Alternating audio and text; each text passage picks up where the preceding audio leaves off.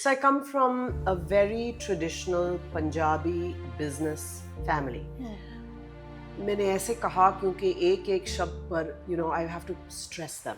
When did you first realize that your father, RK Malhotra sir, was not just a businessman, but perhaps a visionary, fighting and creating an entire empire sort of? I was growing up in the household of a man whose blades touched every single Indian household.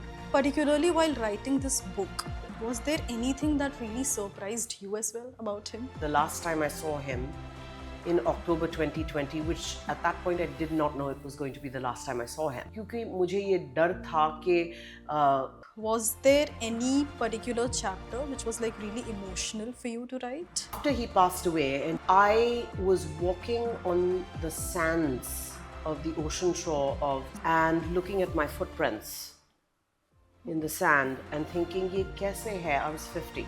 How did your father particularly handle those failure situations? He says, I'm just the kind of man who will never stop at anything to get the job done. Every great empire begins with a single sharp idea. Today's story is a story of vision, grit, and legacy. We are deep diving into the remarkable journey of a man who transformed a simple blade into a global symbol of Indian manufacturing excellence. Yes, I'm talking about RK Malhotra, the man behind Topaz and later Supermax. Joining me in this studio today is his daughter, Reenita Malhotra, who is also an entrepreneur, a journalist, a thought leader, and author of this compelling book, Ace of Blades. So for this podcast, we are going to go beyond business numbers and balance sheets. We are going to discuss what it truly means to grow up in a business family, what it means to carry forward this powerful surname, what it means to handle so many failures and setbacks while building this great empire, and what it means to really be successful against all odds. So without further ado, let's welcome Reenita Malhotra and let's deep dive into this podcast, the legacy of the king of blades, RK Malhotra. So hello and welcome Reenita. Sabse pehle, a very good afternoon. Welcome to the show, and how are you? I'm doing very well, Nupur. Thank you so much for having me on the show. I'm very excited to be here, honored to be on your show, and really looking forward to delving into these subject matters with you. Right. Okay. So we'll begin the podcast, and I'm sure it's going to be a very, very interesting podcast. It's the life journey and story of the Ace of Blades. We'll begin the podcast, but I think before directly going into this topic, you belong from a household which is totally like a business household. So has that had an impact on you as a person, do you think? Most definitely. Okay. How could it not, right? Yeah.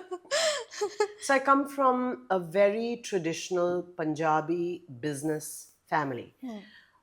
मैंने ऐसे कहा क्योंकि एक शब्द पर I have to stress them. Okay.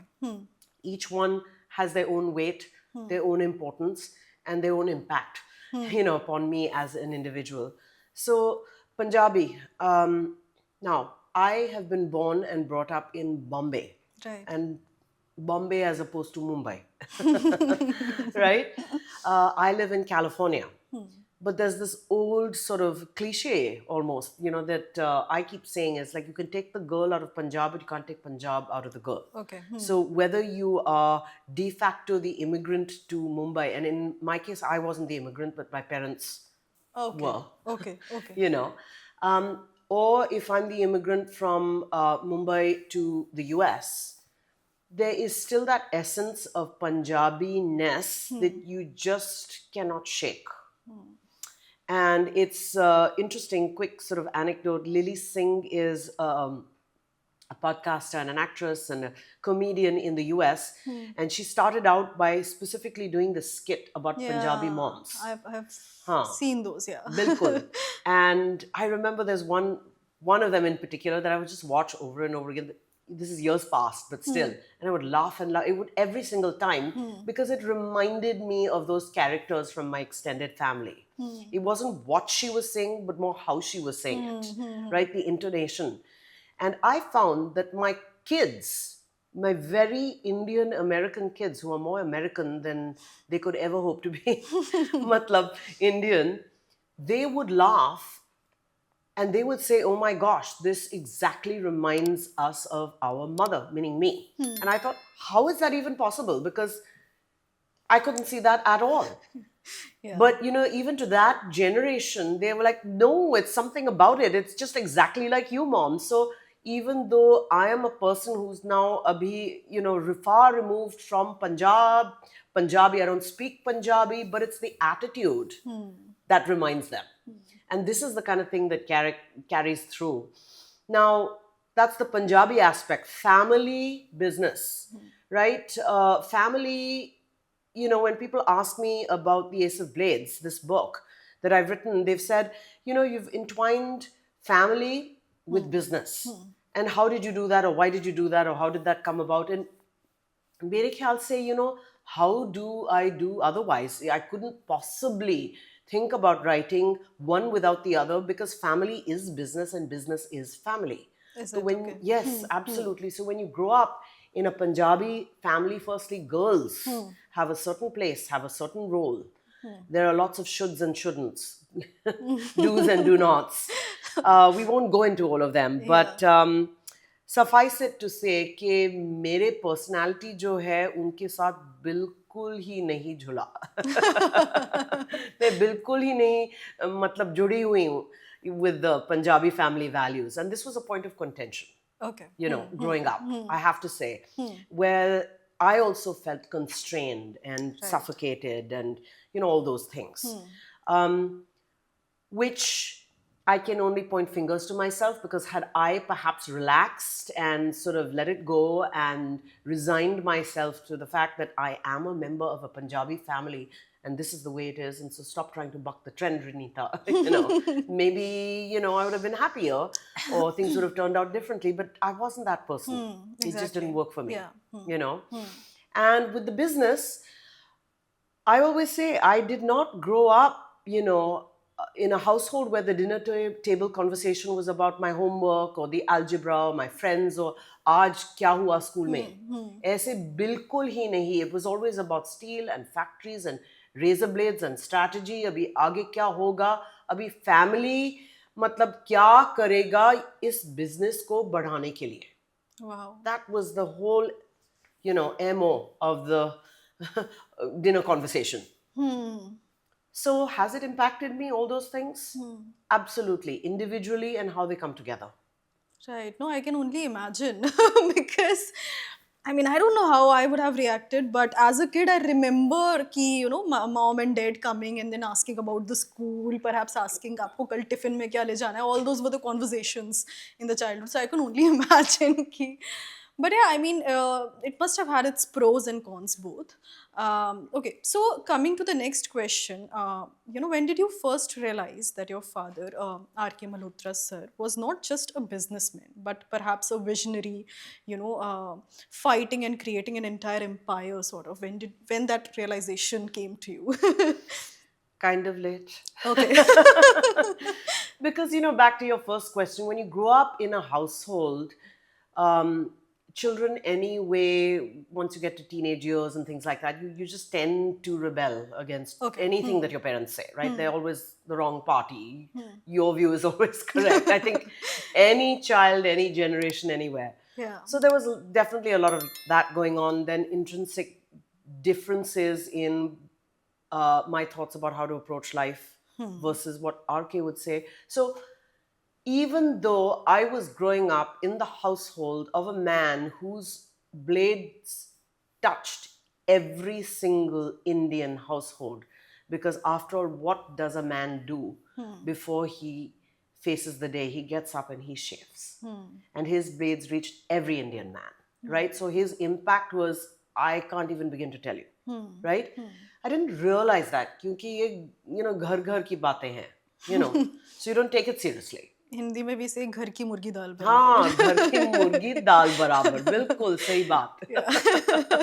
बिल्कुल. Okay. So it wasn't until sort of you can say, sort of grew up, left the house, established my career abroad, got married, all those things, and was separate from the family, which also is the ultimate journey of a Punjabi daughter. It's like, it's not this about this household that you grew up in, it's the one that you're eventually going to get married into and live in.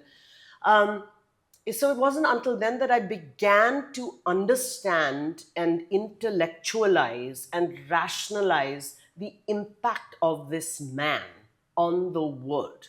And it was on the world, it was not just India, because by that time, his blades had crossed, the borders of the country, and he was selling internationally.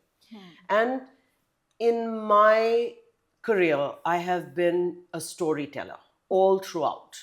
So I've been an entrepreneur, I've been in marketing and communications, I have been a journalist for many, many years. So, in some way, shape, or form, what I did every day for my bread and butter was to tell stories. And I had begun at one point, to write books, and from there, audio, screenplays, radio, that kind of thing. So, of all the stories that I would work on, non-fiction initially, and uske baad I started writing fiction as well, this was the story that I knew that one day I had to bring to the world.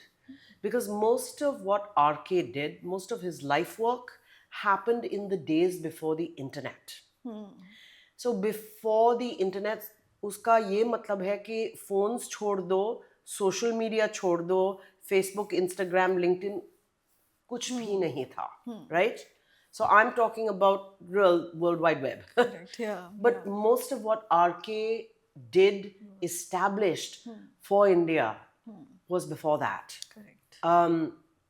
So much so that if you looked at any kind of Google search or anything, up to about even 3 weeks before today, this moment, you would not find a whole lot on him.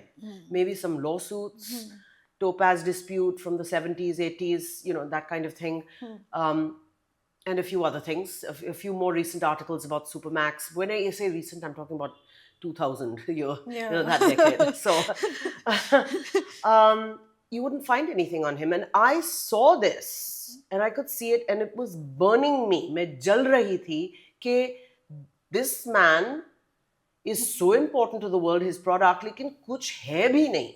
In the 70s, when he introduced his Topaz blades, which was a family brand, he had built it for his and working with his family of origin.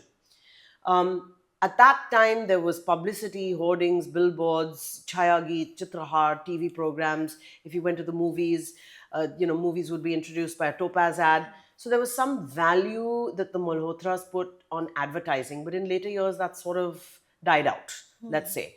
And he just focused on the product. So it would kill me that there was nothing there about RK, especially considering that there was a lot about these innate business brands that were growing in India or had grown or in the past or jo bhi hai. And I was a financial journalist. Also, at some point, I was like, this is the biggest story that is most personal to me. And I need to bring it to audiences, not as a tribute to my father, although the fact that that has happened is icing on the cake, but as a tribute to India and as a tribute to Indian business, because this is a very important piece of Indian business history that must not be forgotten. Wow. Wow. I mean, so that's how this book came to life. Okay. So obviously you grew up with your father. You must have seen him from your childhood. But particularly while writing this book, was there anything that really surprised you as well about him? Maybe as a human being, maybe as a business leader, as a husband, something that was really surprising for you as well. It was very, very surprising. There's so much of it. I could go on about this all day. So many aspects. Okay. See, the first thing I want to say is that although I got the bulk of my interviews with him the last time I saw him in October 2020, which at that point I did not know it was going to be the last time I saw him. Okay. उसके बाद मैं बहुत ही जल्दबाजी में थी to interview whoever else I could, members of the family, staff, colleagues, उनके दोस्त लोग, क्योंकि मुझे ये डर था कि कई सारे लोग senior advanced age पर है, or now is my opportunity to get those interviews, and that turned out to be true. In fact, there are two major contributors, both who worked in his organization, who gave me amazing interviews. They factor very largely in the book, and they did not live to see its publication. So but after he passed away, and he passed away a good maybe 6 months or so, 6-7 months after that, the last time I saw him, then I was walking on the sands of the ocean shore of Southern California, Los Angeles, Malibu actually, and looking at my footprints in the sand and thinking, ye kaise hai? I was 50. I had reached the age of 50. And I thought, how is it that for 50 years, this man who I have had a very complicated relationship with, Okay. yes, he's my father, and I loved him, and I love him still, but I have fought with him, I have disagreed with him, intensely, immensely, but I can't shake him from my system. Correct. And how is it that he has made such a deep impact on my soul print and on India in the way that my footsteps are making on the sand? And then I turned back, and मैंने देखा कि as the waves come up, those footprints lessen. And then they lessen, and with the third wave, they're gone. They're gone, yeah. And I thought, oh my gosh, that is the difference. That is the difference in the impact you make on a soul and on surface level. And how do I ensure that his impact on India is at the level of India's soul and not just at the surface level? Because today people might know his story because they've heard that word Topaz or Supermax or whatever, Panama Wali Malhotra, the blade brands. They associate with that. But that's still the generations of a few left today who recognize that. Tomorrow they're gone, his story's gone. So to make an impact, a lasting impact on India's soul, I have to bring his story to light. Now, back to your question, which was, what did I discover? It wasn't until that year after he passed away, when I was writing the book, that I was able to separate myself from him. I'm not talking physically, but as a human being. Then I could really look at him as an individual, as a human being, as a man who struggled, not as my father, but as a character. Correct. Yeah. As a character in this story. And लोग कहते हैं कि R K साहब बहुत strong थे, कभी कभी गुस्से में चिल्लाते थे, he was very dominant, and I saw that side of him, which was also part of the reason of the conflict, right? But then it wasn't until I was writing the book that I began to understand his insecurities along the way, right from the time that he was a young man, what he was facing, what he feared, what he was scared of, and how he couldn't vocalize that because that would be seen as defeatist. And this is the understanding that I began to have of this extremely flawed human being. Now, in fiction, we love flawed human beings because they make for beautiful characters. And I really thought to myself, I have this beautiful character. Conflict is there, flaw upon flaw upon flaw. What do I need to change? This is beautiful because I'm writing a non-fiction book that is going to read like fiction. Wow, so you discovered the soft side of him, perhaps which the world doesn't know, but they'll know after reading the book. Absolutely. And I feel, it's the complicated people which we generally relate to the more, because somewhere or the other inside, we are all as flawed and as complicated as it can get. Okay, so talking about the book, was there any particular chapter which was like really emotional for you to write? Oh my gosh, the whole thing. That's a hard question. There were a lot of, Okay. to be honest. Yeah. The narrative is brought from two points of view. One is, of course, his point of view, because he's the protagonist of this story, but also from my point of view. And this was intentional because, as I had mentioned to you, I got the bulk of my source material, which was my primary source, from him in a trip to England, during COVID times, which is the last time I saw him. He had traveled there from Mumbai. I had traveled from California. And after an extensive 2-week quarantines, I spent about 3.5 weeks with my parents. And, that on day one, he started talking. And I ended up with about 14.5 hours of tape. So his story, bits and pieces I had grown up with, but sort of piecing them together, synthesizing them. But it was very important for me, first, to understand myself before I explain to the rest of the world that this is a memoir and it is not a biography. Okay. What is the difference? A biography is when I am writing about someone else, I have the facts, I'm piecing them together, and I'm writing from a very external point of view. Correct. A memoir is different. A memoir is when somebody is in the room and they have been immersed in the environment and they have experienced it this way. Yeah. So it is the memory of their experience. And this is his memoir. Okay? But he was at an advanced age. I knew that there would come a point in time when he would be no more. And then,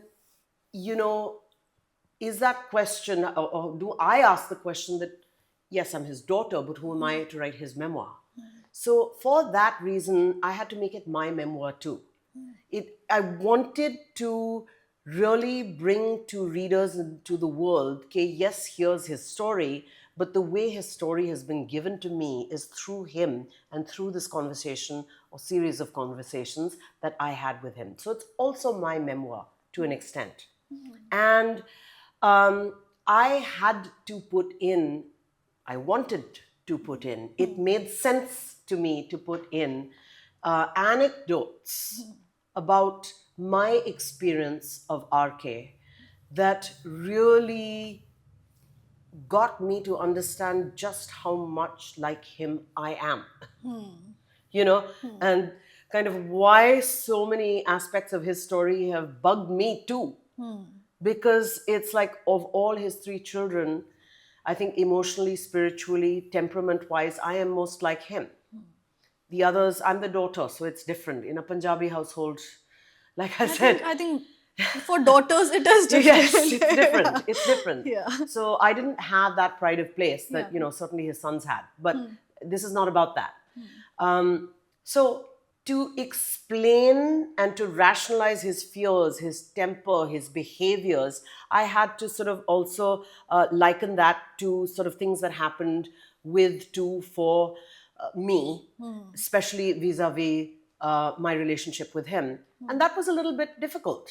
Yeah. That was a little bit difficult. Put it down on paper. To put it down on paper. Yeah. But like you said, it's like when you can see the flaws in a human being, then as a reader, as an audience member, then you can relate. Because otherwise, ye koi hai business story, ye koi hai businessman, businesses kafi hai. There are a lot of great people in the world. But how does that relate to me? Correct. How do I make sense of that? Yeah. If I can understand what somebody else is going through and put myself in their shoes and relate and say, oh my gosh, that is me. That was me this morning, or that was me in a situation with so-and-so, or that was me when XYZ happened, then you can relate. Yeah. And to me, storytelling, what is the whole purpose of it if you can't relate? Correct. That's when you begin to realize that story is perhaps your own in some way, in a little way. And it has to be. Yeah. Because sure, I've written a story. But who am I to write any story, and for who and for what? It's not just for me sitting in my home office, my silo.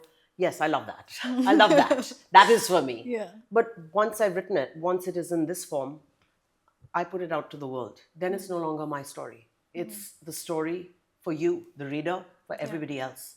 Right. So, while building Topaz and then Supermax, I'm sure there must have been many failures along the way. How did your father particularly handle those failure situations? Like, was there one particular quality about him, or was it resilience, just going through? How did he handle failures? I have a beautiful audio quote from him from one of the tapes, which I have to find and I Okay. have to put it on the website. And he says, I'm just the kind of man, and he says it with this determination, and his voice suddenly changes from very soft to, he says, I'm just the kind of man who will never stop at anything to get the job done. And that was RK Malhotra, for sure. So obstacles were aplenty. They would come in his way every day, every season, every month, every year, all the time, every minute. But his love, one love in life, was that double-edged blade that you see on the cover of the book, right? That was his love, his girlfriend, his wife, his child, his lover, his mistress, his father, his son, everything. It was about that blade. And he would stop at nothing to perfect any imperfection that had been created around it. Okay? So, although conflict would come at him, like I said, every single day, he would just cut, disconnect, shove aside, stay on the path, one track mind. And you see that throughout his journey. Because, as you said, there were many failures. He built Topaz for his family of origin. Eventually, his rights to manufacture Topaz was stripped from him, family conflict and so forth. Then he built Supermax. He struggled because there were price wars in the market with other competitors who were his family members.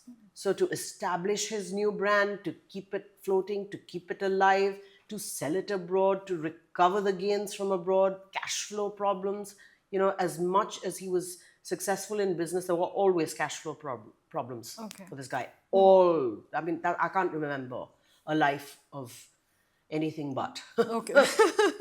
So, but he had this, what I say, a grit that just wouldn't quit. This is what I say. And it's the biggest lesson, certainly to me, but I think to all of us. And when I say all of us, I don't just mean his descendants or family members. I mean his larger extended family, which was his entire Blades organization. Everybody who worked with him, under him, around him, competitors, dealers, stockists, retailers, everybody.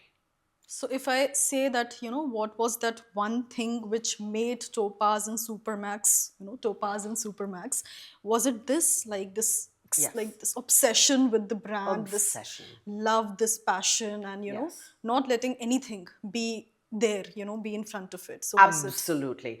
RK was a man on the business side. He very strongly believed in a few things, which I will tell you.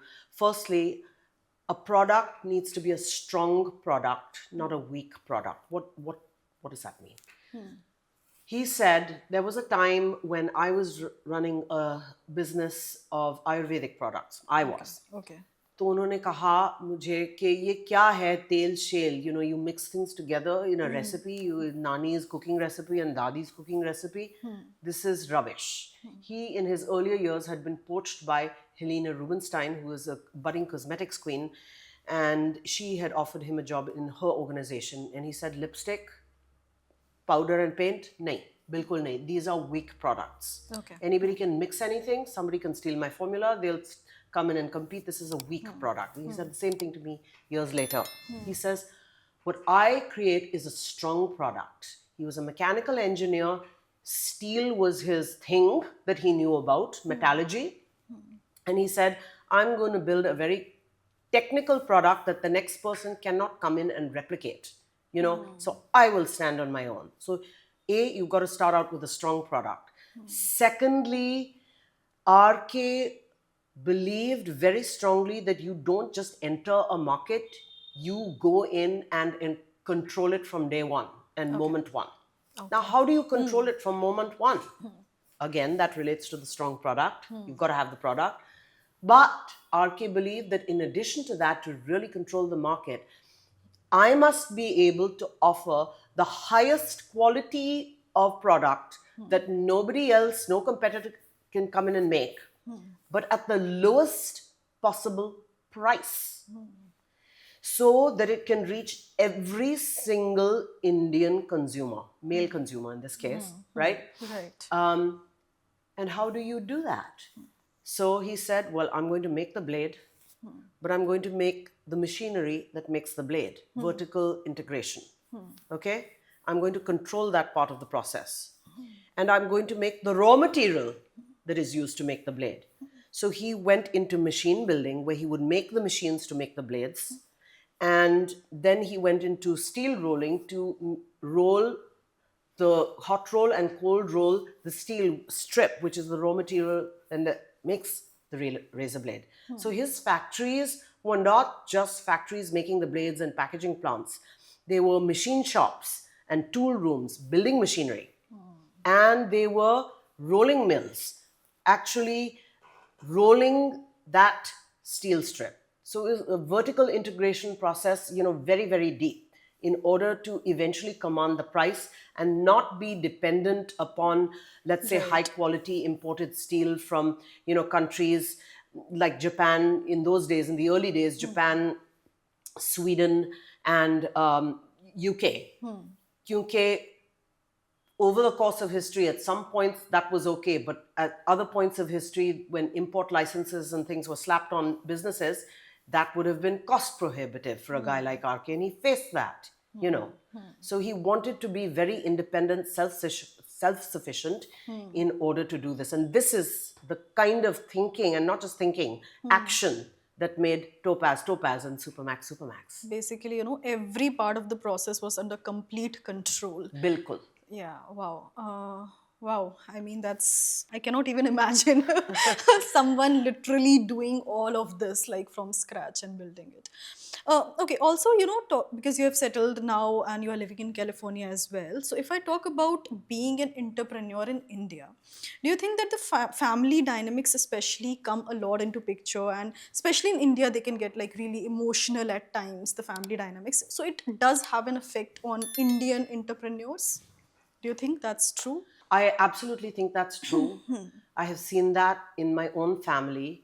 But then also, if you study family business, sort of anywhere in the world, and there is this thing about emotion, disagreement, opinion, are they going to match? Are they going to differ? This happens in all families. I think the difference with India, being an Indian person and coming from this background, and हम सभी के बारे में अभी मैं बोल रही हूँ कि हमारा sense of religion and spirituality जो है is very, very deep rooted and strong. And although I might be talking about business and being an entrepreneur and brands and factories, जो भी है, it is imbibed with a sense of spirituality. And RK was a very, very strong component, not component, proponent.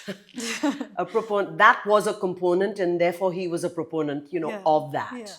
And you saw this in the simplest of things. There was one boy, I'm going to use the term boy, Okay. that my mother saw. She would always make sure that there was a puja sthal in every factory place. And she saw an office also. She saw this boy,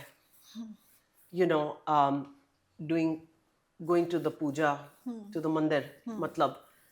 And she told RK, कि ये है. And RK said, कौन है? उसको बुलाओ, मुझे बात करना है उनसे. And he gave that particular employee time of day in a way that perhaps it's not that he didn't give other people time of day, but he was just this idea कि ये पूजा कर रहा है. The sense of spirituality was deeply embedded in RK himself. And he talked to him, you can say stars align or universe aligns or the divine plays a hand or jo bhi hai, but he came under RK's radar that particular day or those, because of that. And he built up this boy, first locally, then exports mein. And by the time RK eventually sold his company to private equity. Wo bandha, he stayed in the company and left as global CEO. That's just Began from this daily doing the puja exactly, till there. Yeah. exactly. It's like sounds like a random, isolated example, but honestly, it's not random. So what was very important to RK, what he thought was most spiritual, was his people, the people who worked for him. That was his family, his real family, his extended family. And, बचपन में I remember कि Christmas Day हो या New Year's Day हो, तो, बच्चों जो हैं, they want to go out and have parties and be with their friends and things like that. And RK said, nothing doing. Because these are the days that I am going to host a party for my staff members or unke families. Okay. And I remember as a child thinking, oh my gosh, so boring. And he said, I'm sorry, I don't care if you think it's boring, but you have to come. It is very important, because the joy it brings to them. And these are the people who work with you and basically build our bread and butter every single day. As a child, I had no appreciation for that. But this was RK's religion. And he made it his religion. And this is the kind of difference. This kind of thinking, if I'm to extrapolate, that exists in the DNA and the mindset of the Indian entrepreneur versus the foreign entrepreneur who's only looking at those business plans, hockey curve, acceleration. So 5 years, may I'll sell out or whatever it is. Whereas, we look at those things, certainly, if you're an entrepreneur in India, but it goes way beyond that into, what is spiritual about this. And in a sense, our business is spiritual and spirituality is business, and the two cannot be separated. That's why you see, this great category of self-help books on these subjects. It's like karma yoga, Bilkul, karma yoga. So was RK really religious or spiritual? Like, did he also follow certain religious norms, or was he spiritual? Like, I mean, religion is a part of sort of the Malhotra norm, household. But I would say RK was more spiritual. Correct, yeah. Religious in the sense of jo kuch ho raha hai around him, he would certainly sit and do. But not necessarily understanding or imbibing or that kind of thing. Every single thing, the spirituality, yeah. big. That depth, that belief in the divine. And, towards the end of the book, I have about 30 life principles of RK, which intricately connect with the way he handled his business, his people, his friends, his family, jo bhi. And you will see a few of them, many of them, in fact, incorporate this understanding, belief in the divine and in spirituality. Bilkul. Okay. So, also, talking about the book, to whosoever is reading or will read the book, what do you think would be the biggest takeaway for them? Would it be like the business side, the leadership side, or would it be something like more human side? What would be the biggest takeaway from the book? So first I have to say that, by the way, that is the question that I ask all the readers. What is your biggest takeaway? Because different people have different perspectives. Correct. And I love hearing their perspectives. So whoever's watching this, please, listening to it, please take a note of this point and write back to me because I want to hear. Correct. But I think it's all of the above. Okay. Certainly, it depends on who you are and with what lens you come to this. Correct. So many people are coming to it, they think because it's in the business section of the bookstore. So they're coming to it with that business lens. And they're thinking that their biggest takeaway is going to be business tips and things. And it can be. It can be. But what I have been hearing a lot from readers, is that this is the first time I have read a business book, especially coming out of India, where it really goes into the human being, the family, the struggles, what he faced, his insecurities, where we are understanding the human side of how that business was built, the family dynamics. We never get this. Correct. I will go back and say, when I wrote this book, I wrote the manuscript first. Uske baad, I pitched publishers. And the book went into auction. the publisher that I thought I wanted to go with, उन्होंने कहा कि आप तो Bloomberg के लिए काम करते हैं, you're a journalist. Can you please, take out some of these scenes and conversations and, write it, summarize it like a Bloomberg business report? And I thought, absolutely not. That is the last thing I'm going to do, because I don't want that again. There's plenty of those out there. Correct. And I don't want this to become another one of those. So the other publishers really appreciated how I had tackled the manuscript and the story. And this is the thing that people are taking away, because they are understanding that, even like if you watch The Aviator, Pan Am, Boeing, these stories, they don't always turn out to be Cinderella stories. There's not always a happy ending. This is not a puff piece, which is a marketing piece about, his company or his blades. Because honestly, his company and blades don't exist today, right? And there's nothing that I could do about that. But, other books, business books perhaps, are written to show, as a PR piece for the company, to show that it's doing really well. Correct. Or something like that. Yeah. The IPO has gone right. Yeah. This is not that. Yeah. And I wanted to show a human and how much a human has struggled, in given his set of circumstances, family, business, political, otherwise, to really create that kind of impact. Like I said, touched every single Indian man. So to me, it would have been a huge matter of shame if the 60 years of impact that he had for his 84 or so, actually the impact, for his 84-year-old life was just forgotten and swept into dust. So what your specific takeaway will be, one of these things or all of these things or many of these things, depending upon which lens you come Depending to. upon the day that you are having, read perhaps. this book. Okay. Also, while writing this book and while in the life story of Topaz and then later Supermax, was there any instance, I'm sure there would be, wherein RK made something possible against all odds, wherein, the situation looked like it can never happen, but it happened? Oh my gosh, I'm going to tell you about the story of how he went from Topaz to Supermax. Yeah. Topaz had, the brand had fallen into a state of conflict, क्योंकि अपने भाइयों के साथ वो लड़ाई झगड़ा मतलब already पैदा हुआ था, and there were two Topazes being made in the market, because the brand was split by their father amongst these three brothers. Okay. So there was a Topaz being made by his brothers. RK called them A group. He called himself B group. Always the traditionalist, कि बड़े भाई हैं A group. And market में थोड़ा बहुत confusion था कि कलकत्ते में बना हुआ Topaz है, फिर बम्बई में बना हुआ Topaz है, दो Topaz है, ये क्या हो रहा है? Then the market got to know कि ये A group वाला Topaz है, B group वाला Topaz है. But how did they get to know? Because RK ने कहा, I have to establish my name.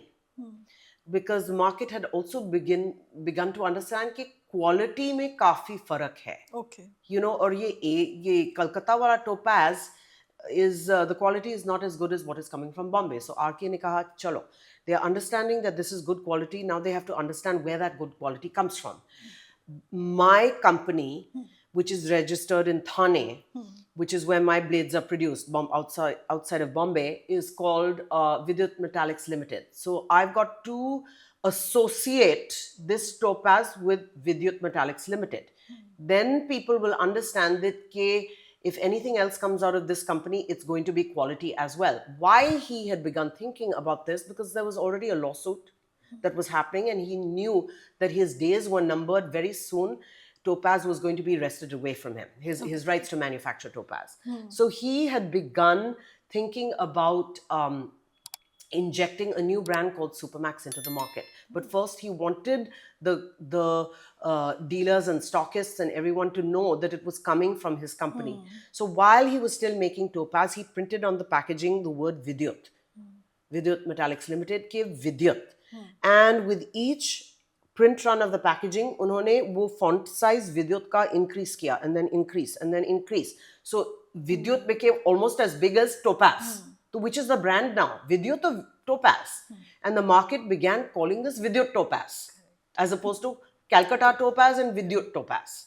So, then came the day that the courts of law, gave a ruling, okay, RK, Saab, no more Topaz for you. His last container of Topaz was out. It had reached almost the shores of Dubai. It was recalled, even from international waters, which shouldn't be done, but it was done. He could no longer manufacture Topaz. By that time, what he had started doing was every time he told Topaz into the market, he would inject into the market, free of cost, a container, a box full or something, of Supermax blades manufactured by Vidyut Metallics Limited. Just for free, just to get the market to try it out.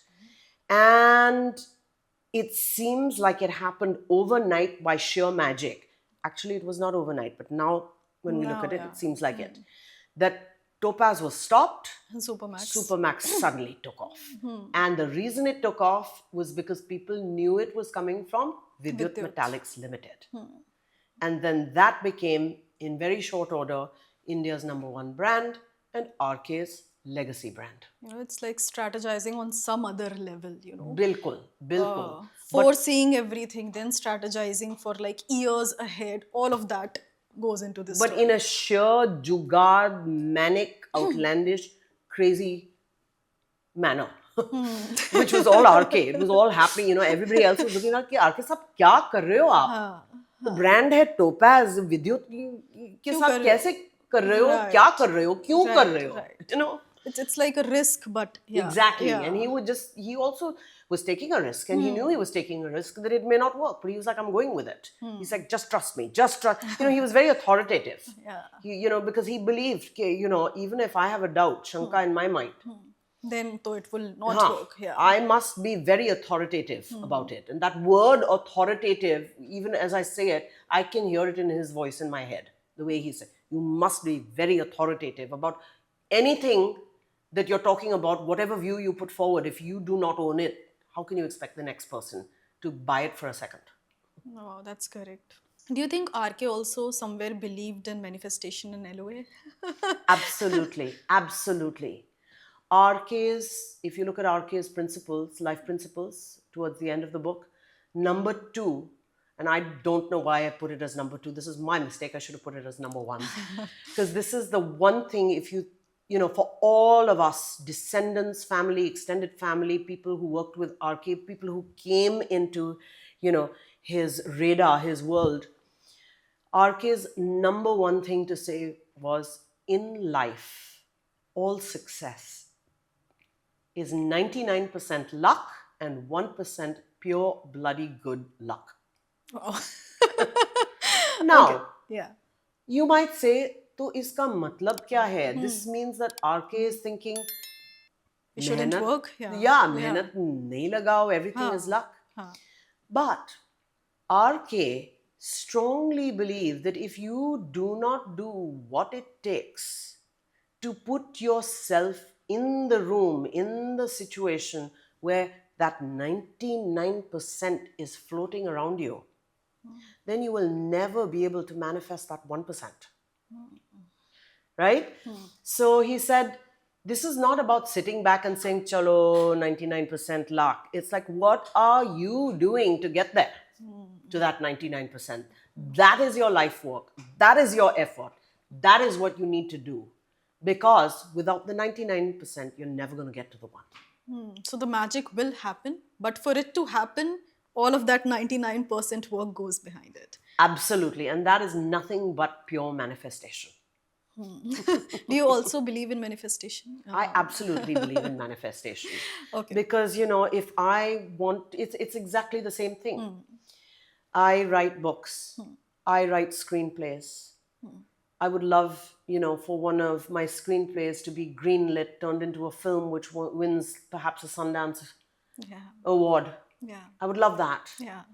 But if I don't, I can keep saying that. And I can sit in sort of the other side of the world and say it. How's it ever going to happen?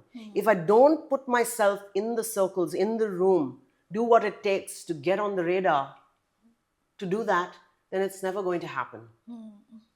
A few days ago, I received some news that I have an opportunity to actually pitch one of my projects at the end of this month at the Sundance Film Festival. Wow.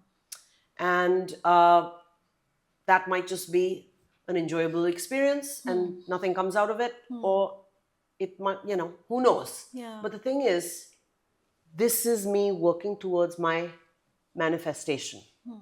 Because if I don't put myself in that room, then I have no chance at all of anything going forward. That's right. So, and that I would apply to anyone in any situation, whatever you do, whatever you want to achieve. All right. So now we'll do a quick rapid fire with you. Okay. Okay.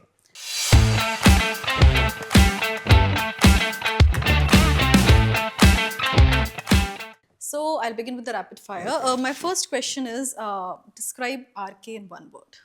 Serendipitous. Okay.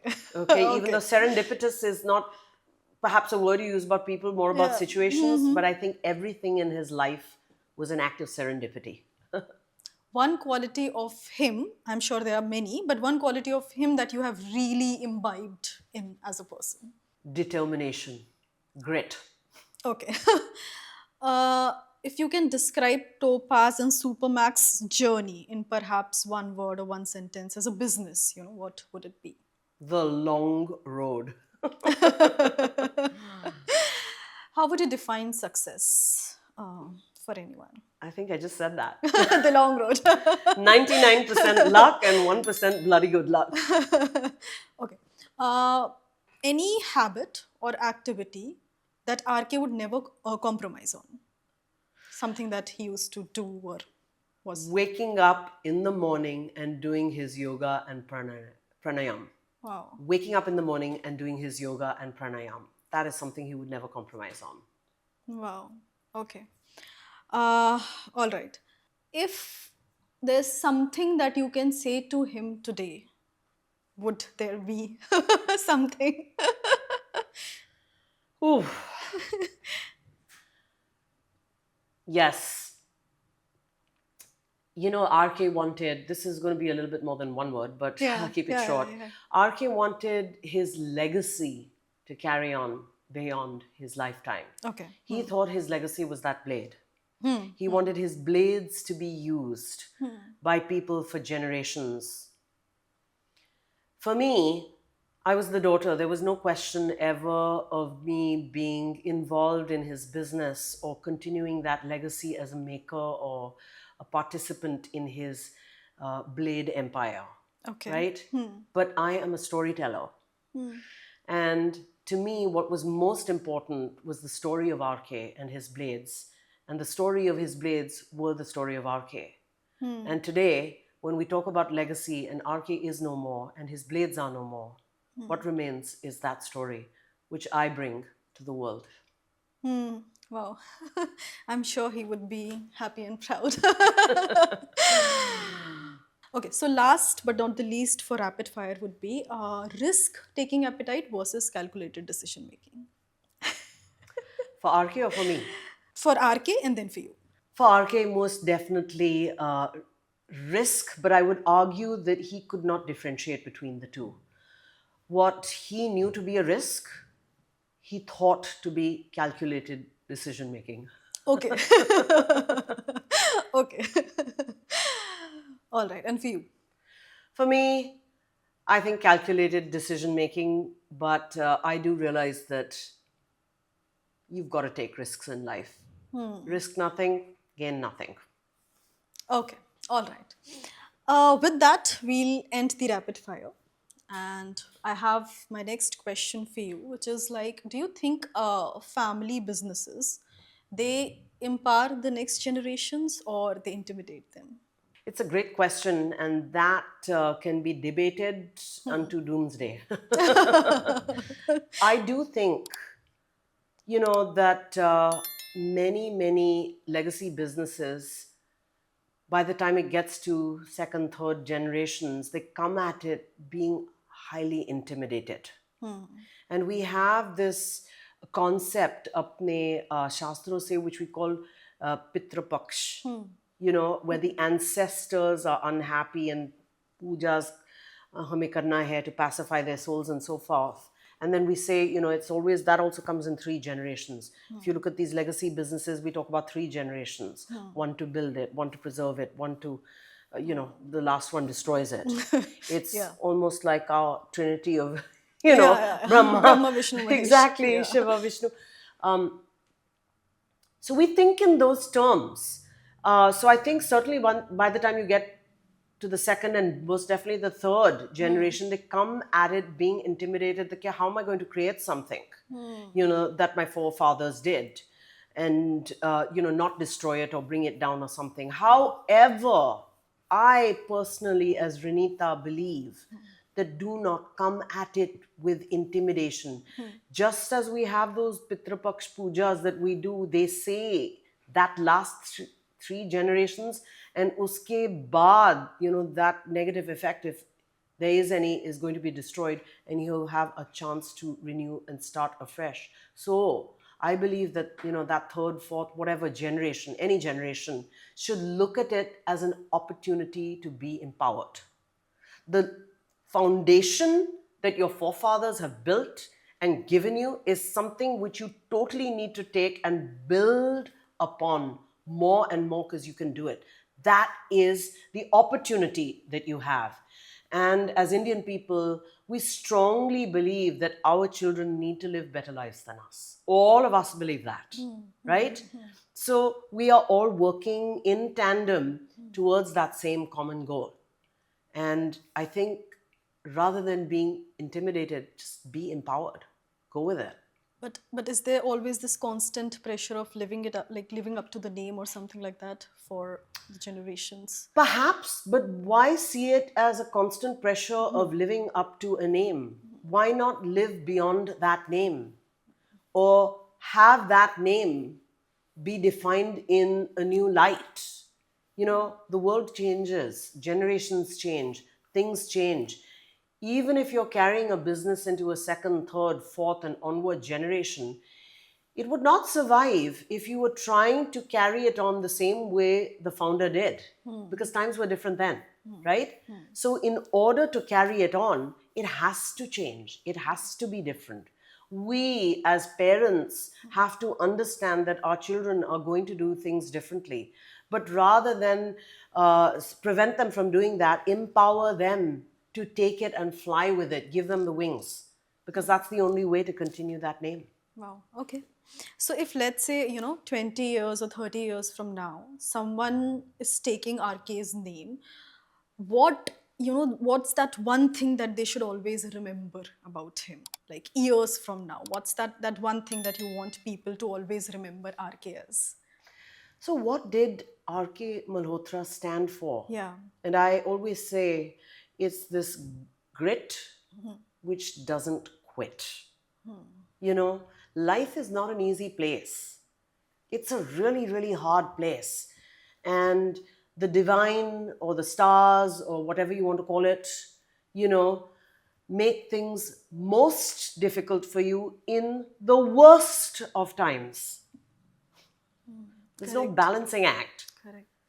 But how do you create that impact if you do not push through?